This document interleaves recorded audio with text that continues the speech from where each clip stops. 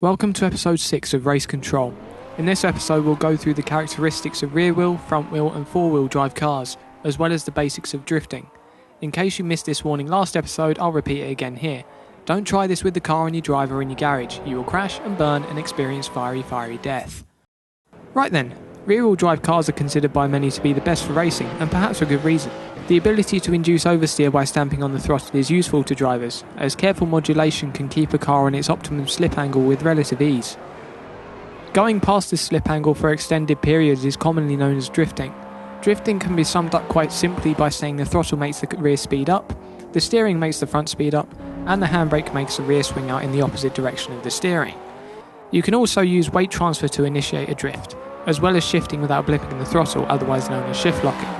After that, you can balance the throttle and steering just so that the car slides where you want it to slide, and ends the slide just as the steering gets back to the centre to avoid spearing off. This technique is also useful for general racing. In order to be fastest, the car needs to be held at a certain slip angle through corners.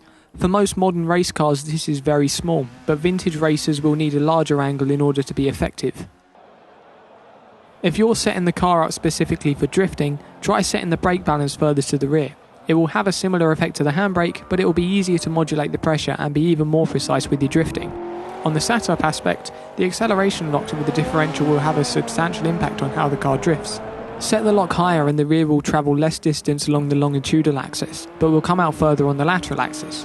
Basically speaking, the rear will come out more and be better at drifting around tight courses, and vice versa when setting the lock lower.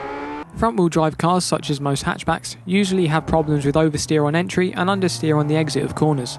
You can use this to your advantage when racing as well as drifting, by lifting before the corner and gently sliding into the apex, before powering out as straight as possible. When drifting, you can treat the car more harshly, chucking the car into the corner and balancing the throttle enough to keep the rear out. The dynamics of front-wheel drive drifting are different to that of rear-wheel drive cars, in that lifting transfers weight to the front, making the rear swing out slightly. Applying power will pull the front forward and keep the back in line, similar to a lawn dart. Different cars have different levels of power and grip, so practice with your car of choice to see how effective each of these dynamics are. When racing, it is up to you to keep the back in line through a corner.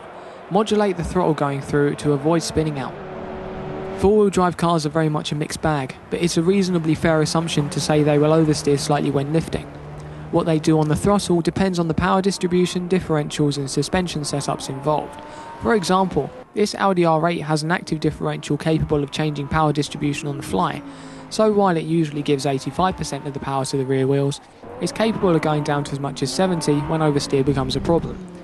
Such a system results in very slight oversteer on the throttle, which levels out easily. You can change the setup of the suspension to alter this behaviour. Stiffening the rear suspension will generally make the car oversteer under power, and it has the same effect here. Careful going too far, dynamic torque split can sometimes catch you off guard. While the R8 is considered pretty close to perfect when it comes to balance of power and grip, there are cars on either end of the spectrum that require different treatment. On the lower end are cars like this Mitsubishi Evo FQ400.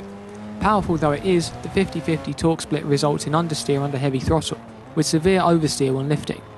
When dealing with cars like this, it is advisable to treat them like front-wheel drive cars, as the dynamics are nearly identical. On the other end of the scale is the Marak 339 fictional Le Mans prototype. Like some other LMPs, it has a hybrid system that feeds power to the front wheels at full throttle, so in some cases it's quite similar to a four-wheel drive car. The power going to the front isn't close to equaling the power at the rear though, so in terms of driving, it's still to be treated like a rear-wheel drive car. Finding out how a car is distributed is very much a task of getting in and driving it, so try and get some practice in before racing properly. That's all for Race Control episode 6. Feel free to let us know anything you'd like to learn about motorsport, and episode 7 will be released next Monday. Thank you for watching.